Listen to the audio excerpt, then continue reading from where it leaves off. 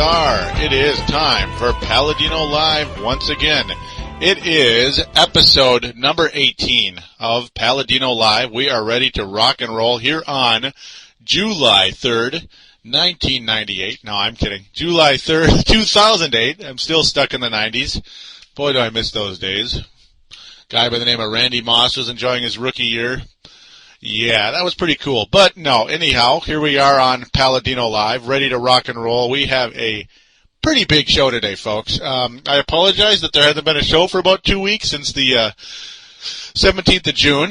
Yeah, I was going to have a show last week, but there's just too much going on. Was too busy, too tired, too worn out from 2 jobs and all that stuff. And plus it's summer, and sometimes when you get some time off, you just want to relax and have some fun. But here we are on thesportstuff.com. That is our home page for Paladino Live. On thesportstuff.com, we have a message boards.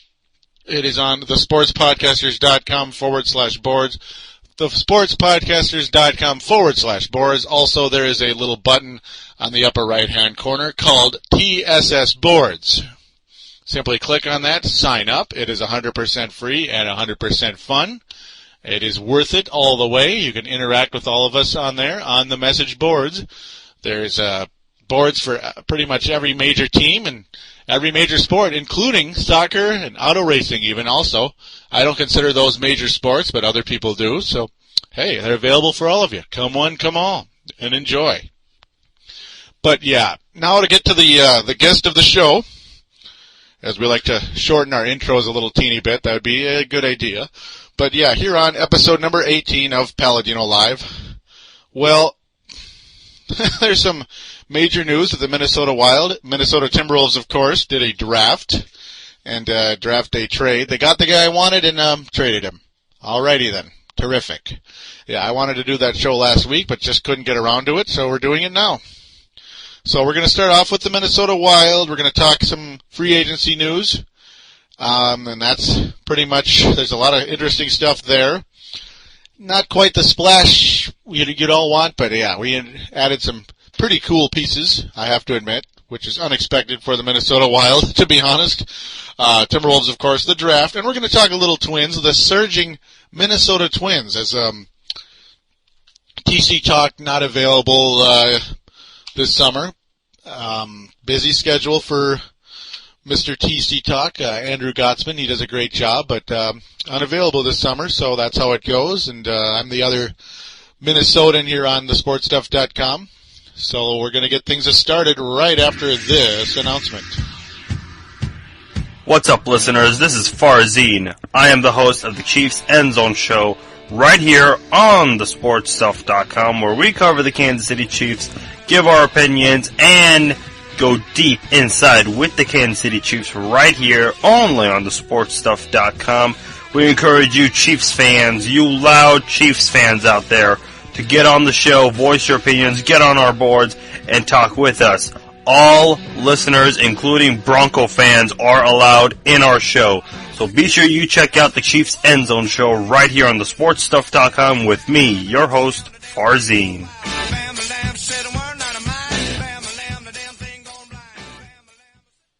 And we are back here on Paladino Live. Again, this is episode number 18, and we are going to get into the Minnesota Wild, first of all, as we're going to have 3 separate segments, or however it goes, however you'd like to call it. Pretty much you could call them segments. Wild, Wolves, and Twins, in that order. Wild, Wolves, and Twins. So yeah, the Minnesota Wild. Remember Andrew Brunette? Remember the guy I was talking about on Colorado? How the Avalanche beat us and Brunette got a couple of goals in the series, and I was saying I just really enjoy Andrew Brunette and how I really miss him, how the Wild gave up on him after the lockout and the rule changes. The Wild said he wasn't going to fit the system, or the new rules, it wouldn't work out, he'd be too slow. No, the Wild were dead wrong, as I was saying in there. And guess who's back on the Minnesota Wild? Guess who's back? Andrew Brunette, back with the Wild. I'm absolutely thrilled, as is Doug Risebrough, who admitted it was a mistake, is right here in this report from the AP. And no, not Adrian Peterson, just the Associated Press. Doug Risebrough has long regretted letting left wing Andrew Brunette leave Minnesota in 2004. Once free agency opened Tuesday, Risebrough didn't wait long to make amends for that decision. Brunette signed a 3-year, $7 million deal to return to the team he played for from 2001 to 2004. Absolutely phenomenal. Quote, Risebrough, "We are better on the ice and in the dressing room with him back," Risebrough said. "Not often do you get the chance to correct a mistake." And that says a lot about Doug Risebrough, how he's openly admitting he made a mistake. And Andrew Brunette, of course, willing to forgive and forget and return back to the team he loves, the state he loves, the state of hockey, Minnesota. And absolutely wonderful. Now, the Wild also losing Andrew Brunette. So he kind of, unfortunately, it ended up being a trade-off. Now, to me, I've not been the biggest Brian Ralston fan. I've actually been a little bit of a critic of his, and I even mentioned trading him, the idea of trading him for a defenseman, if you can, an offensive power play quarterback type of defenseman, because the Wild so desperately have needed one of those since the inception. There was a point in time I thought Nick Schultz would be that, but that's not what Nick Schultz's game is in the National Hockey League. In the juniors and in Houston, the AHL, or whatever you call it, well, yeah, the AHL, the minor league affiliate for the Wild, he was that, but not in the pros. It's just not his game. He's a stay-at-home defenseman. And I thought you could use Ralston as an asset. I faced some criticism on the YouTube when I did a YouTube video asking that, but that's how it goes. And with that, Andrew Brunette being a more clutch player, in my opinion, over his career than Brian Ralston. I mean, when you need a goal from Brian Ralston, like this is what I was trying to get into in a previous show. I don't know why I wasn't really coming out right, but when you need a goal from Brian Ralston, like you absolutely need it now, like say it's a shootout or late in the game, it just ain't going to happen, folks. It just ain't going to happen. He's just not a clutch player, in my opinion. Some people are going to disagree with me, as I'm sure he's made some big goals here and there, but Andrew Brunette is known for big goals over his career. Absolutely. He makes goals when you need them, or scores goals when you need them. Brian Ralston sometimes does. Brunette is just a better playoff performer and big game performer than Brian Ralston. So, to me, it works out great. Both players had 59 points last season. Ralston a little bit more of a goal scorer than Bruno, but oh well, Brunette's a great passer. Him and Marian Gaborik had wonderful chemistry in the past, and I got to think Andrew Brunette returning to the Wild is going to help bring that old flair back to the Wild. Him and Gaborik back together, potentially on a line, would just be a great thing. That also with the fact that it's all but done for Pavel Demitra, old Demi himself. Total disappointment. Pavel Demitra, I'm just hated the trade when it happened. Absolutely hated it. You give up one of your top prospects in Patrick O'Sullivan, and the first round pick you acquired for it's first round pick, ladies and gentlemen, by the way, for Dwayne Rollison. We all saw that as an asset to build this team some more, and you traded away for Demi. Demitra and Gaborik had good chemistry early on, but it just didn't work out. It just didn't work out, and that's just all there is to it in that type of deal. An absolute shame that it didn't work out. Since that time, Patrick O'Sullivan has emerged with the LA Kings. He's definitely on the right path at this time. As with the Wild desperately needing centers, they give up one, of course, for Demi. And Patrick O'Sullivan, in his second year last year, played all 82 games for the LA Kings, scored 22 goals, had 31 assists, totaling 53 points in only his second season in the National Hockey League. So Patrick O'Sullivan absolutely heading in the right direction. Pavel Demitra, of course, getting older and declining. It was a gamble, and sometimes you win, sometimes you lose, but I don't know. Demitra has pretty much always had health issues in his career, injury prone. Patrick O'Sullivan, well, he is what he is, a high prospect, and he has a chance to be a pretty good hockey player. Not a big guy, but he scores when he needs to. He gets her done. And we're just kind of in a position now where we got to just add some more players via free agency and draft. Of course, the Minnesota Wild addressing the defenseman position on draft day and through a trade as they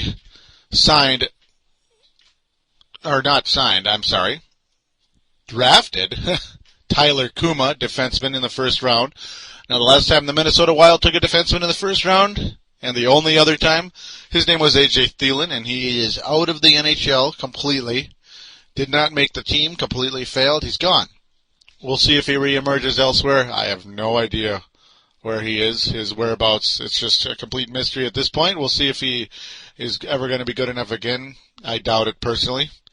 But yeah, Tyler Kuma. They also took two other defensemen in the next two rounds. So the Minnesota Wild not messing around. They only had 4 picks this year. They take 3 defensemen, and they finally nab a forward in the final round. I know very little about these players, but the Wild know what they're doing, I hope. And really, in the past, the Wild have pretty much failed drafting defensemen. I mean, only 2 defensemen have really played for the Wild via the draft. Now, Lubomir Sekeres does not count because he was a was he a second round pick, I believe, or third round pick? No, he was a late round pick, but he was already 32 way back in 2000. He had a solid first year and was pretty much out of the league by his second or third year. I believe it was his third year in the league. He was already done because he just wasn't, he just really wasn't that good of a player. He just had a hot first season, and that was pretty much the end of that. Lubomir Sekeres.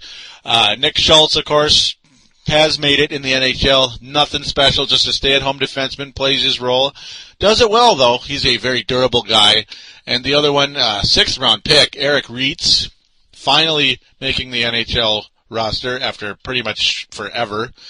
Other than that, guys like Clayton Stoner and others, it's just, I just don't know what to say. They're not in the NHL, so in the Minnesota Wild defensive corps has not been that big a deal. Their blue line has not been a big deal at all until Brent Burns finally emerged. And, they have Kim Janssen. Yeah, he cost a lot of money. He doesn't really work out for anything, to be honest with you. He's okay. He had 27 points last year, improved off his horrible first year in Minnesota. But other than that, there hasn't been much to talk about for the blue line on the Minnesota Wild. Until the day the Wild signed Brunette, they also traded for Marek Zidlicki. Now, you're like, who's that? Well, some of you know, hockey fans will know who Marek Zidlicki is. He had 43 points as a defenseman for the Nashville Predators last year. 43. A very good hockey player. He had 30 points the year before here on Yahoo Sports. 49 in 2005-2006, and 53, yes, as a rookie with the Nashville Predators in 2003-2004, before the lockout, the year-long lockout. 53 points. So the Wild finally acquiring a guy who can do something. Now, he's not a major goal scorer, but look at his assists. His rookie year, 39 assists. His second year, 37. His third year, 26. And last year, 38. This guy gets it done on the power play, and that's what his job will be with the Minnesota Wild. A power play quarterback. The Wild finally have one to go along with Brent Burns now, as Brent Burns also had 43 points. And we also acquired Bergeron as well, who had, I believe, 46 points 2 years ago, split between 2 teams via trade. So, Wild addressing the defenseman position finally, and we're going to see what happens. This Wild team has a chance to do something, and we hope they do it. Now, I was disappointed earlier today, the Wild did not get Marcus Naslund. They made a push for him, and he wound up with the New York Rangers. What a surprise. New York Rangers always seem to scoop up these aging, these talented veteran guys. They're getting a little older, but they're still good. The Rangers always pick them up, and it's frustrating. They never win anything, so it's like, who cares? What's the point of going there? It's like purgatory. That's pretty much what it is for all these veterans. Pretty much Dallas and New York never accomplish anything. They just get old and retire there pretty much. The Wild immediately, though, after Naslin left, went with the plan C, I guess you could call it. Antti Maitinen. He was a Dallas Star. Not really the kind of player you look at as anything exciting, as he had 30 points last year. No, 34 points last year, 25 the year before, 31 the year before that, and, 1 point is he only played in 16 games the year before that. So, he's pretty much just kind of a grit guy. He's, I don't know, maybe a better version of Stefan Veyu. Nothing exciting. Really nothing exciting at all. Who knows? There's talk about that he's a lot more talented than he's shown, but how many times have we heard that? You know, you could say that about Stefan Veyu. Stefan Veyu had some pretty nice numbers in the minors and in the juniors, but who hasn't? You know, who really hasn't? Nick Schultz looked like Chris Pronger in the juniors. I mean, of course he's going to look like Chris Pronger because that's what he is compared to the rest of them. But that's just how it goes. The Wild also make a couple of small moves, acquiring Craig Weller. He's pretty much a tough guy, an enforcer to replace the departed Todd Fedoruk. Just heartbreaking to lose him as he was very valuable for the Minnesota Wild. Craig Weller finally cracking an NHL roster after being drafted in 2000 by the St. Louis Blues in the 5th round. Finally cracking an NHL roster, playing 59 games, amassing 11 points and 80 penalty minutes. 3 goals, 8 assists, nothing major. He's, I guess, a poor man's Chris Simon, I guess, a big guy, 6'4", 220. So, all right. There's talks that he's pretty much going to be on the roster. We'll see what happens. They're going to need somebody to replace Fedoruk. It looks like the Wild are just trying to get tougher. And, there's one good thing about that. When the Wild focused on that early on, that's when they made the playoff run. Not when they got to be more of a soft, kind of a scoring precision type of team the last couple of years. Because when that happened, the Wild get beat up in the first round and lose to teams like Colorado and Anaheim, especially Anaheim. They just got destroyed. Colorado played that tough defensive game and beat the Wild this year. They pretty much beat the Wild at their old game. And their own game, their old game, whatever you could call it. It was pretty much a switcheroo, as the Wild had the more talented offensive players. Maybe not all the way, but had more depth, I guess you could say. And Colorado played that trap and shut the Wild down and scored on turnovers. So the Wild trying to go back to the old plan. Of course, Andrew Brunette, a big part of that, and hopefully he can get some big goals in the playoffs for us again. Now, with that, I'm going to conclude the Minnesota Wild talk for now. We'll see if there's more news. There's talk that this could be it, unless somebody falls into our lap after, like the mass free agent signings happen, that maybe somebody else is just sitting there and we'll be able to take him for cheaper. Also, the Wild re-signing Curtis Foster, so that's good. You keep that depth on the line. The guy's got a really nice slap shot. Helps this team a lot. He's a nice 5th defenseman.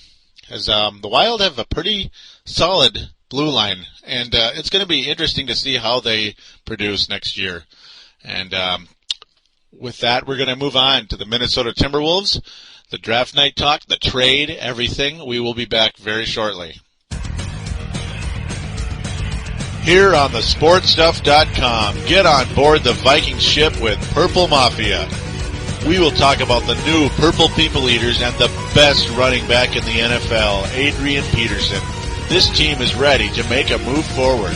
Purple Mafia is available on thesportstuff.com, along with iTunes and MediaFly. Simply download and listen to the most honest and passionate Vikings coverage.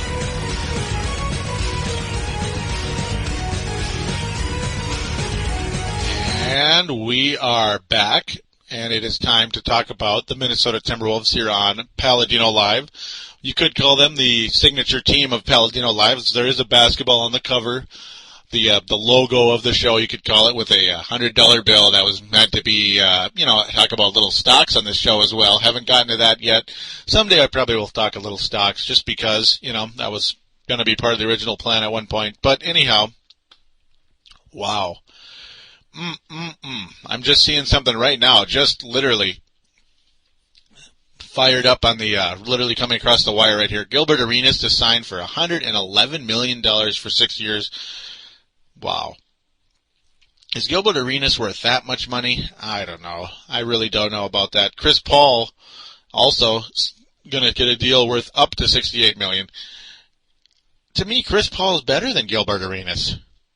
Now, he's a lot younger and a lot less established, but 111 for Gilbert Arenas? A guy that your head coach said is not a good leader? Okay. I'm not really, I don't know about that one. I really don't know about that. Man, that's like Garnett money. Whatever happened to the, like the limit of how much money you can sign? That they can sign for that much again? Here we go again. Oh boy, heaven help us all. Now anyhow, on to the Minnesota Timberwolves. Well, on draft night, Derrick Rose goes number 1, no surprise. Michael Beasley goes number 2 graciously for the Miami Heat. They didn't make a mistake, even though it would have been a lot of fun for us here in Minnesota that Michael Beasley would have fallen to us, and that would have been the end of all these trade rumors at Memphis. The Minnesota Timberwolves do take O.J. Mayo, 3rd overall.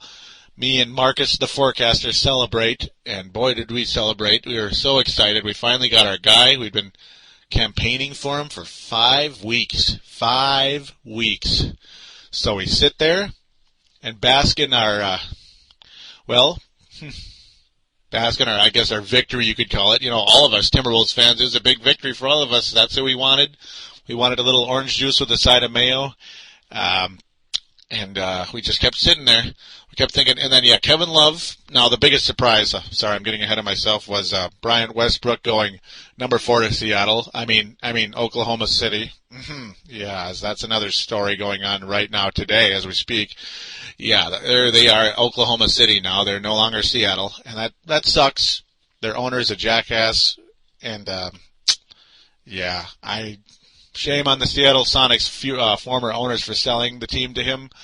It's just another Norm Green, another crook, and that's just too bad to see that kind of thing happen to a established city, NBA city with an NBA championship, 41 years losing their team. But yeah, I guess that's why they took Bryant Westbrook, because they figured there wouldn't be much complaining and bickering in Oklahoma City. They're like, oh, we finally get a team. Yeah, you won't have the Hornets with Chris Paul. That would have probably been funner. But, well, you do have Kevin Durant, Bryant Westbrook, Jeff Green. So we'll see what happens there. But, the 5th pick.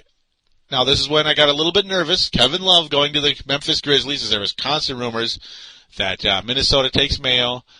Kevin Love goes to the Grizzlies, and the Wolves make some type of trade involving Kevin Love and O.J. Mayo, of course, along with Mike Miller and spare parts like the Walkers, the Yarishes. Well, actually, Walker was never brought up, but all of us Wolves fans are just hoping, maybe we could get rid of Yarish somehow.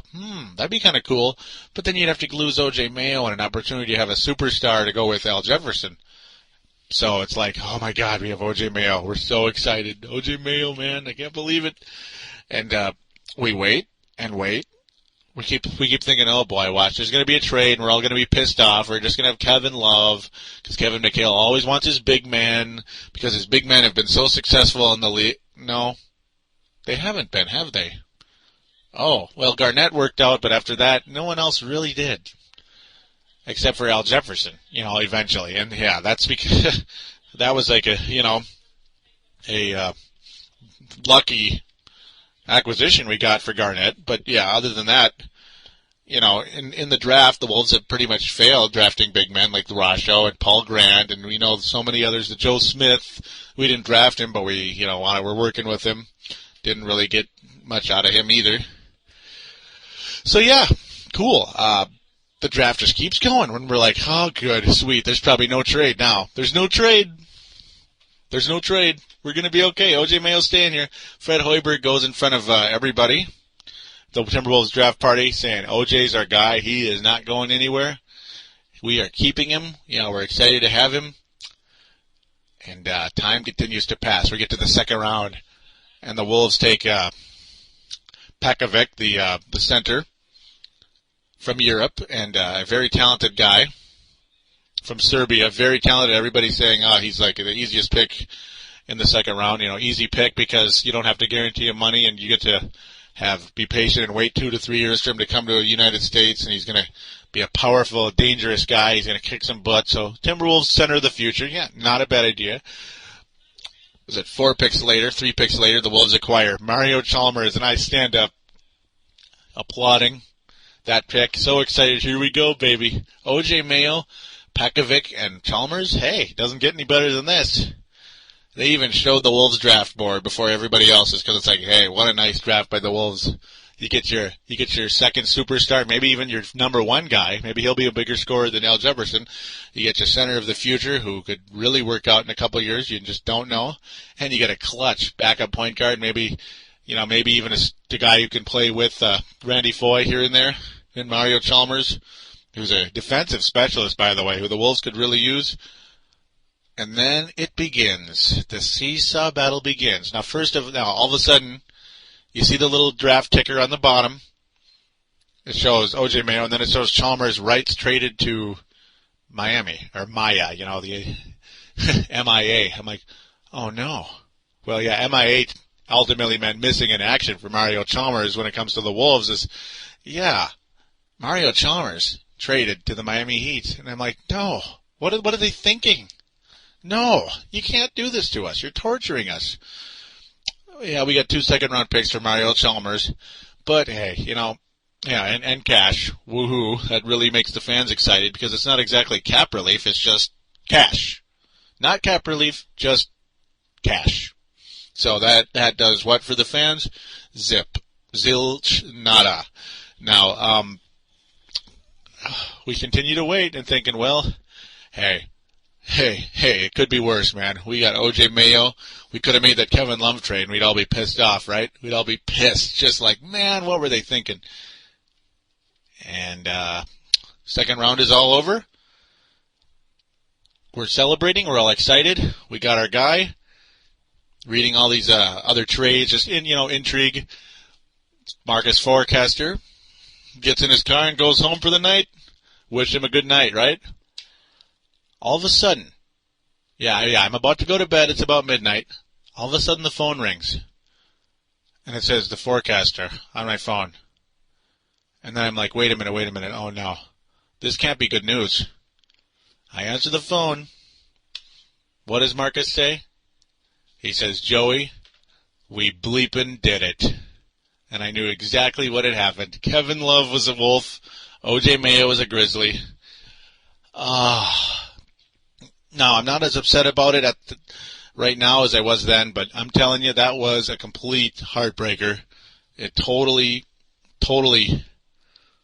took all the wind out of my sails at that point. I saw 5 weeks of campaigning success go right out the window. 5 weeks of just praying we get Mayo out the window just in 1 second. Boom, gone. But then you start thinking, hey, we did get Mike Miller. It's not like he's a bad player. No. Oh, we got rid of Marko Jaric. Antoine Walker. Well, that was a $10 million cap relief, but we get the cap relief the next year as Collins and Cardinal come off the cap the next year. And 2010, which, of course, 2 years from now, is when all the really big free agents will be available. So that's really good, right? Really good. A really good thing. We're going to be way under the cap. The only problem is who's going to sign here? The Chicago Bulls tried that, remember? They thought they were going to get Grant Hill and Tracy McGrady and or Tim Duncan. Oh, Tim Duncan just re-signed to the Spurs. Oh, crap. Grant Hill signed with the Magic? Why didn't he come here? We have all the money in the world. Oh, Tracy McGrady signed to the Magic too? Oh, come on, man. Yeah, that could be us 2 years from now. But, hey, whatever. I mean, at least we're going to have some cap space. That's the one good part about it. At least we're not going to be strapped with the Hudson contract, the Jaric contract, the Mark Blunt contract. Just God knows who else. I mean, we have nobody really under long-term deals other than Al Jefferson and, like the Corey Brewer, Randy Foye rookie contracts. Big deal, right? Because they're just rookie contracts.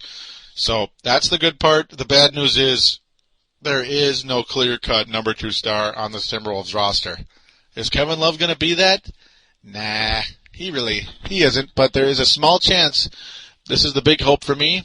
Kevin Love turns into a Tom Gugliotta, a tough guy who can just kind of score and play some smart basketball and do some nice outlet passes. Tom Gugliotta was a wonderful passer on this team, and the Wolves have needed a Tom Gugliotta ever since he left. They have never, ever replaced him. Never.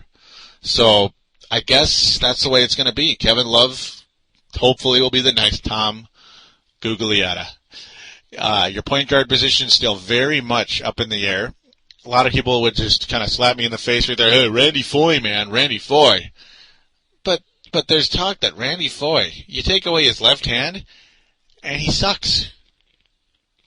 When you have a weakness that's that glaring, what the hell is this? You're using the 6th overall pick, or, well, you'd use the 6th pick on Brandon Roy and trade him? Brandon Roy?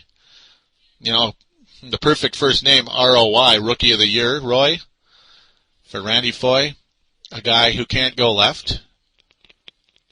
Oh, great. Good job, guys. Timberwolves classic. Now, I would think that's something that can be adjusted, but if we're 2 years into his NBA career and it's still a major issue, and I mean a big issue, that's they call it a tail around the league, and people know about that. People know that that's a major weakness in Foye, and they just focus on that until he proves them wrong or overcomes it. You use this, oh boy, that makes me sick. I almost, every time I even think about that, it's like, wow, using a potential franchise-changing pick on a guy that has a weakness the size of Alaska? Okay. Let's just hope Kevin Love isn't the same way. I don't know enough about Kevin Love to rip him or praise him. You can't even go on YouTube, really, and see much. There's just a couple. There's like about 2 or 3 videos on there, and they're pretty much all high school videos. What is high school gonna do? What does high school have to do with anything? High school player compared to NBA competition? Nothing, man. It means absolutely nothing. I could go out and kick high schooler players' butts. That doesn't mean I'm going to be a first overall pick in the NBA draft, does it? I'm not in the NBA. I'm doing a podcast. And I'm a lawn service guy and a customer service guy. Woohoo. Yeah, I'm not quite in the NBA. So it just, really hard, not much to go with right there. It's all just Kevin McHale, I hope you finally did something right. It's been a long time. You traded Danielle Marshall for Tom Gugliotta many years ago. That trade worked out excellently for a while, as Gugliotta turned into an all-star and did very well for the Wolves. Unfortunately, didn't stay here for very long and had injury issues after that with the Phoenix Suns. And before you know it, he was a role player and career was over. Too many injuries. Now, hopefully Kevin Love isn't that as well. I mean, obviously that's just fate with Tom Gugliotta.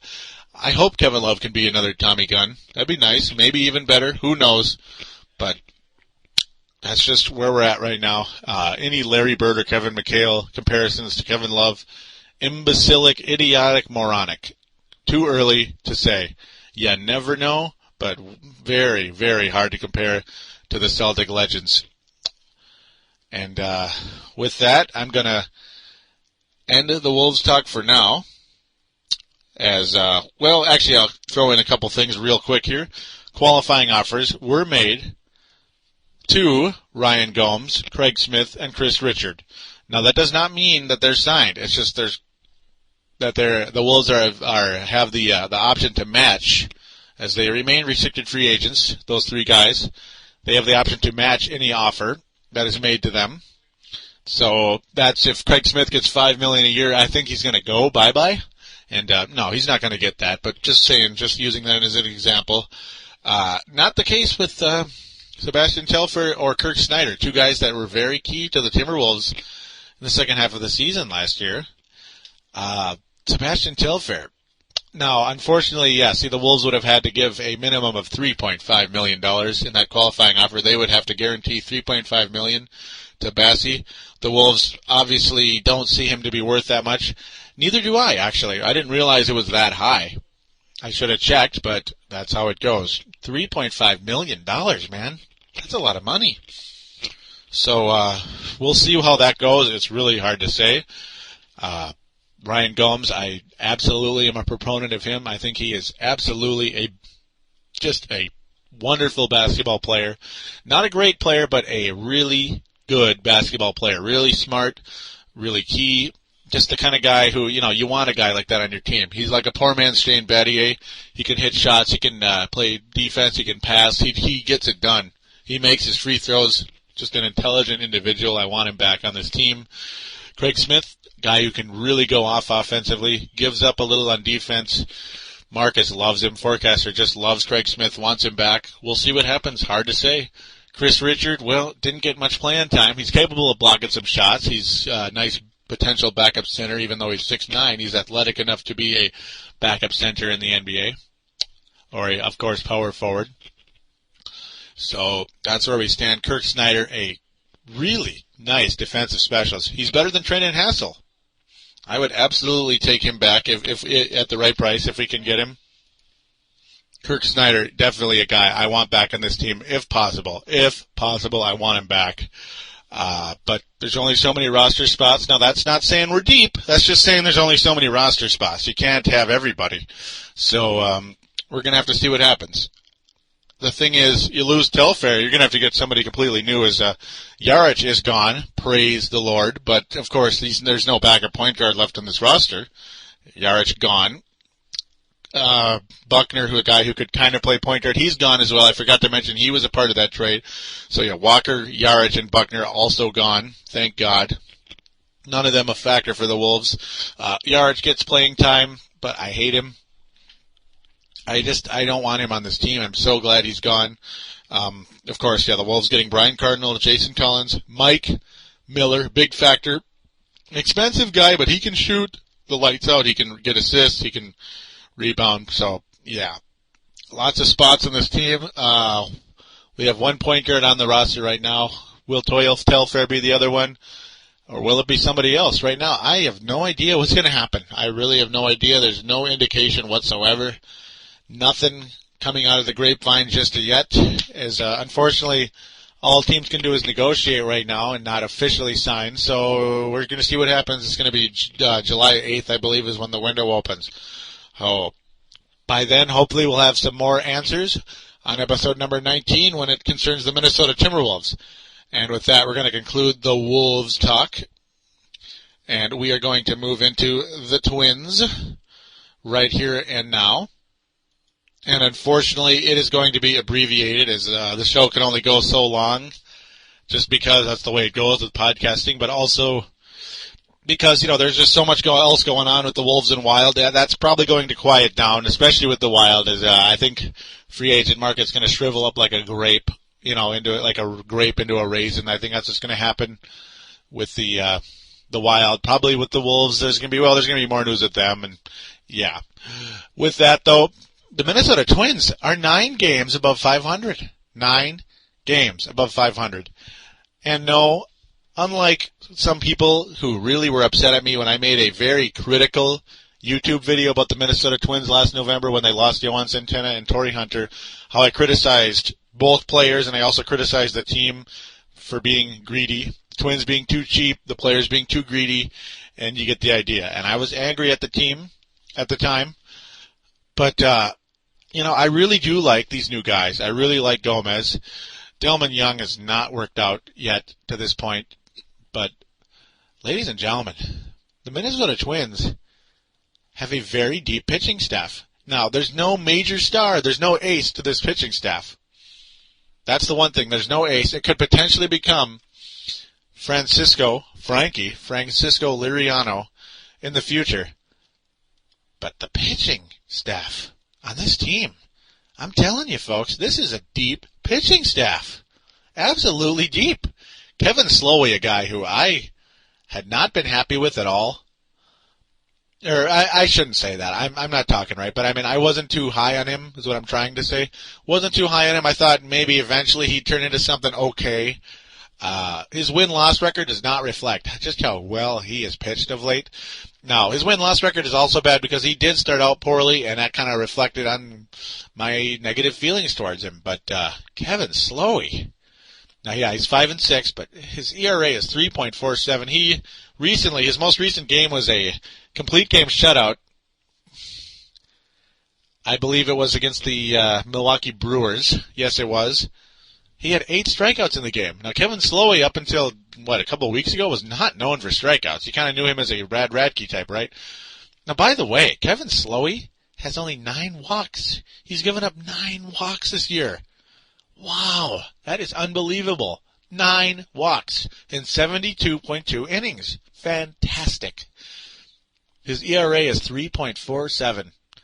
Absolutely wonderful job by Kevin Slowey. He has 2 complete games this year, which leads the team. He has a shutout, and the only shutout by the Twins, but still, Kevin Slowey, man, we got something going. Scott Baker, recently returning from injury, and he's considered the overall staff ace. He is 5-2 this year. His ERA 3.65. 57 strikeouts for Scotty Baker in 69 even innings pitched. So Scott Baker, pretty good stuff. Now that's 2 pitchers right there with ERAs below 4, 3, or 2. Now we're going to go to the guy they call Blackie, Nick Blackburn, a guy who is really emerging as something pretty darn good.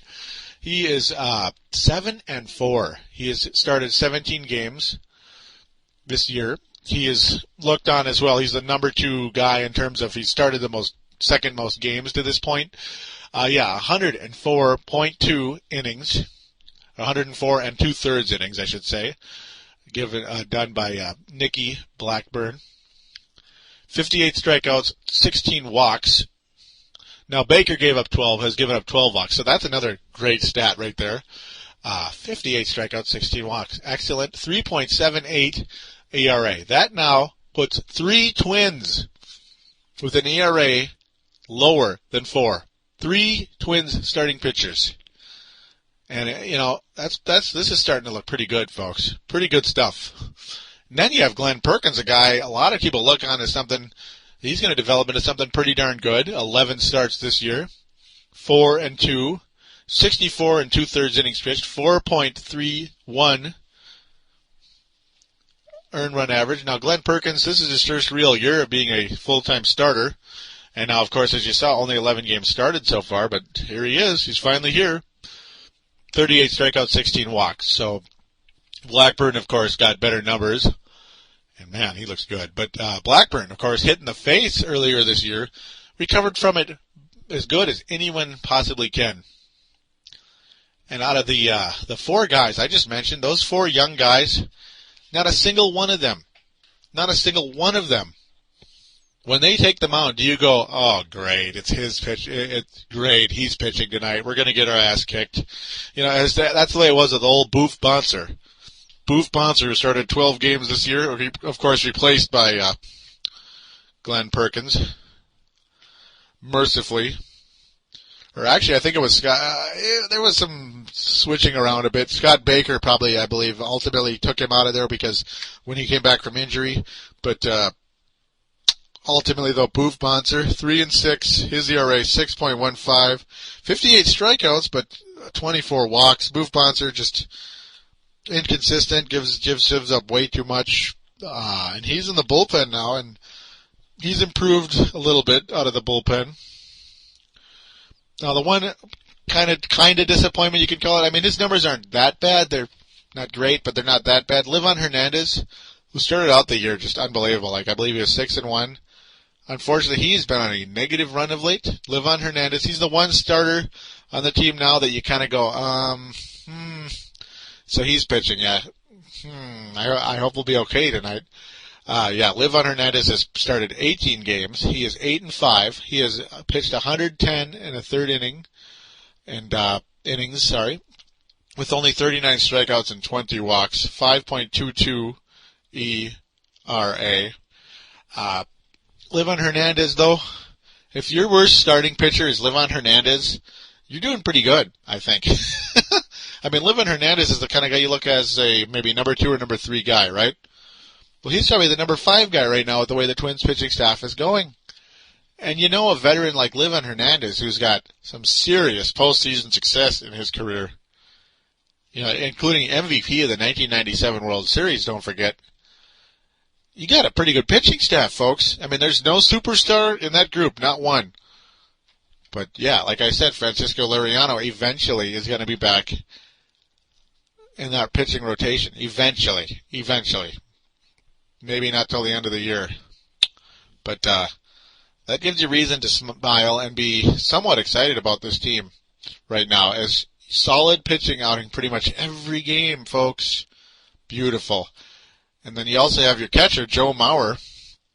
He's only got 3 home runs, right? You know, not much power, unfortunately, but he does have 36 RBI. Not bad. He's drawn 43 walks, which leads the team by far. He's also batting .326, just absolutely doing a good job. You know, if not a great job, Joe Mauer. But the guy who's got a batting average just 1 point lower than him at .325, Alexi Castilla. Absolute gem for the Twins this season at second base. He ultimately replaced Brendan Harris at second. Brendan Harris was rotated over to shortstop as a Adam Everett did not work out to this point. He got hurt, but yeah, the guy was batting .189. He does have a home run and 7 RBI, but Adam Everett not working out, and he's most likely going to be gone at some point.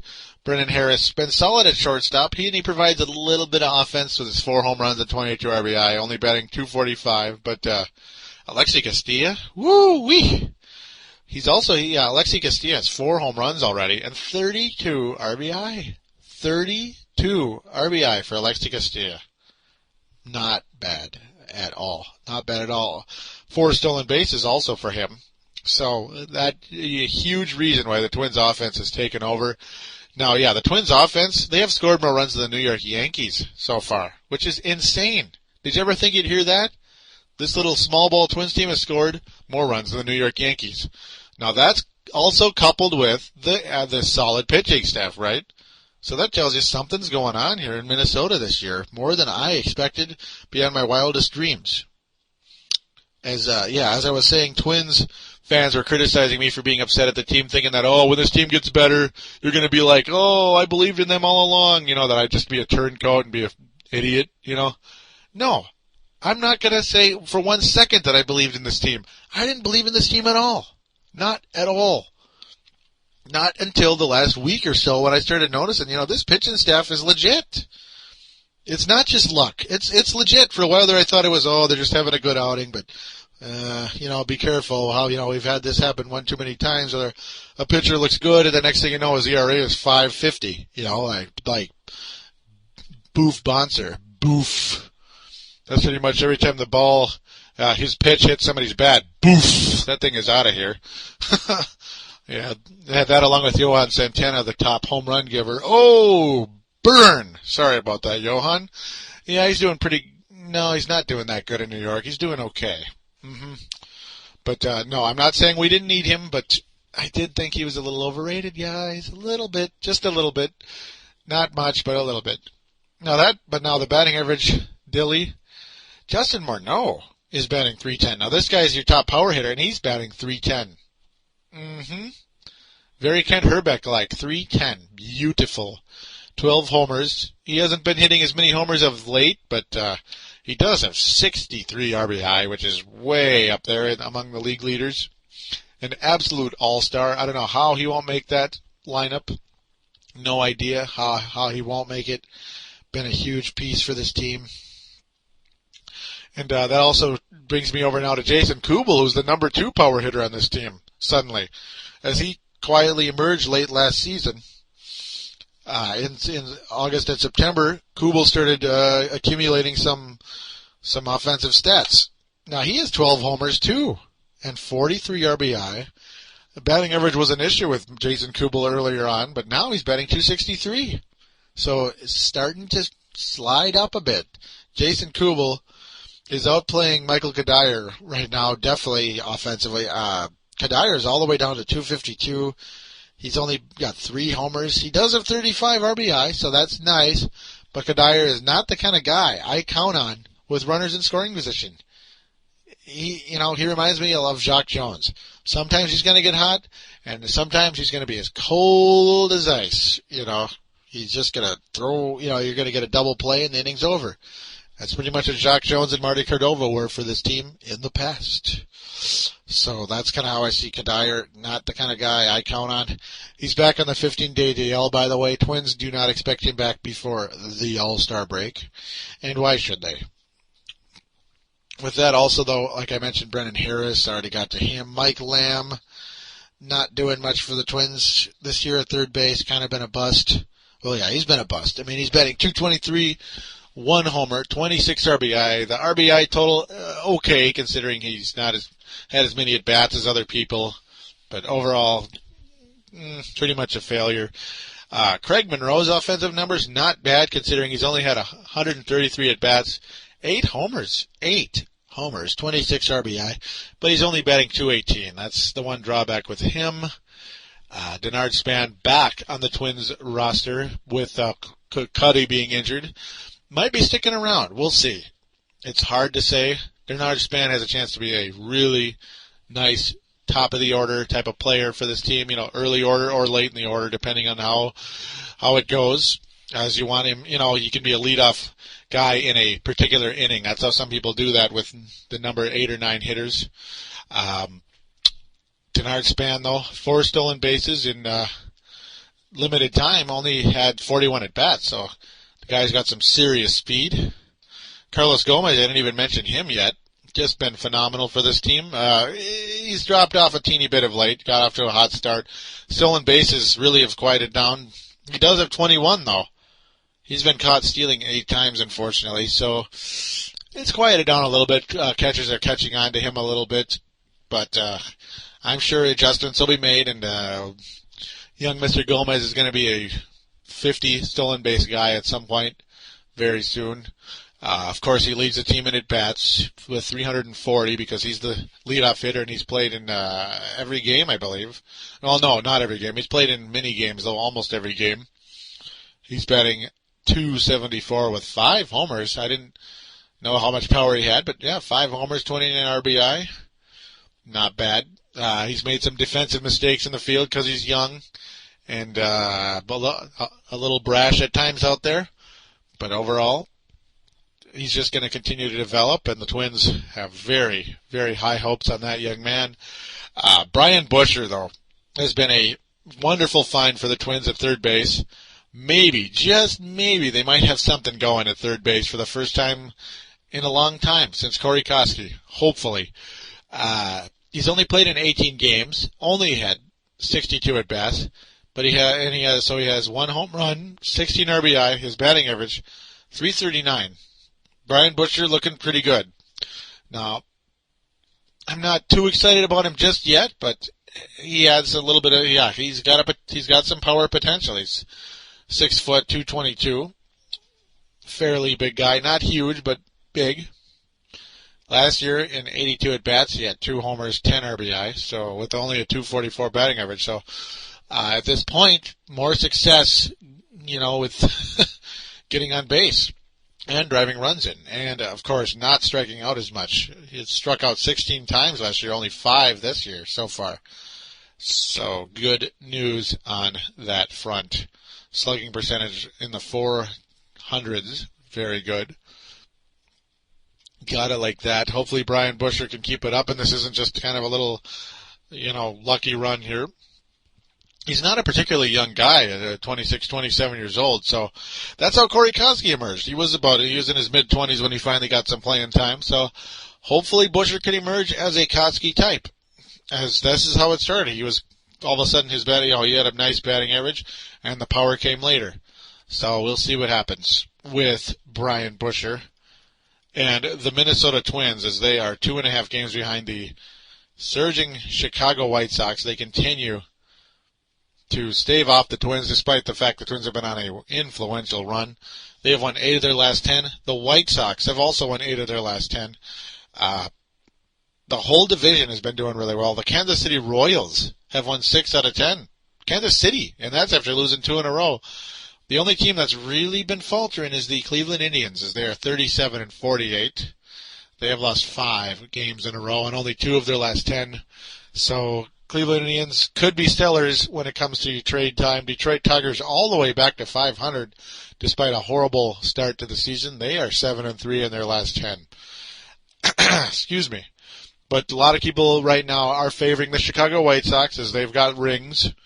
They've got championship experience, not just playoff experience. And I would favor the White Sox too. But with this Twins team, with their deep pitching staff, if they can keep pitching solidly, not elite, but solidly, who knows? You got 4 guys who can consistently be solid. You got something going, man. You got something going. You got a chance to do something. Twins destroyed the National League just like the last couple of years, and that's how they started their run. Especially in 2006, the Twins started their run once they started playing the NL. It built them some confidence, and bam, they went from a sub-500 team to a team that could have won 100 games that year if Liriano didn't get hurt. You know, they ended up with 96 wins. That was just a phenomenal run for the Twins. Now, I don't think this team is going to make that kind of run, but hey, they've made some really nice lineup changes this year by getting Alexi Castilla, giving the starting job to Castilla. That job is never going to be lost. That job is his to lose, I guess I should say. So we'll see what happens as the Tigers, as I mentioned, who were on fire. The Twins just beat them 2-1, folks. A home series, but still, they beat the Tigers, as that was the one team the Twins could not beat in 2006 until the end of the year. So that's good news for the Twins. They took out the Tigers despite the fact the Tigers were even hotter. So we'll see what happens. The White Sox, of course, the thorn in the Twins' side. They swept the Twins 4-0 recently before the Twins started to really go on a run. So ultimately, we're going to see what happens with this club, and I hope they keep this up. It's very hard to say, but as I was saying, for the 4,000th time, 4 solid young pitchers, anything can happen. Anything can happen. We'll see what happens. Hopefully, we'll see Liriano again at some point, and then we can start saying we're going to win, Twins. We're going to score, but. Ultimately, we're going to call it a close of the show as finally some extensive Twins talk to go along with some really extensive Wolves and Wild talk. I hope you enjoyed the show. A little bit longer today because there's so much to cover. The next show should be shorter, but hey, short and sweet for you. And we're approaching about the 1 hour mark here. And I want to wish all of you a happy 4th of July. Don't forget to call in the voicemail for TSS. I forgot to mention that earlier. We do have a voicemail line. It is 916-912-4263. 916-912-4263. It is a voicemail. Call in, make your comment, complaint, whatever it is. You treat it as a voicemail say who you're calling for, which show. Say you're calling for Paladino Live. And, that Go Twins, Delman Young sucks, whatever you want to say. Make your comment, question, whatever it is, and we'll air it right on the show. You'll be heard worldwide on iTunes and thesportstuff.com, of course, and wherever else, Mediafly, what have you, Dig, or whatever it's called. But with that, anyhow, I'm going to wish everyone a happy 4th of July. Go America, USA, USA, and everyone else. Thank you again for downloading and listening, and have a great holiday weekend. Take care. We'll see you soon for episode number 19. Till then, bye-bye.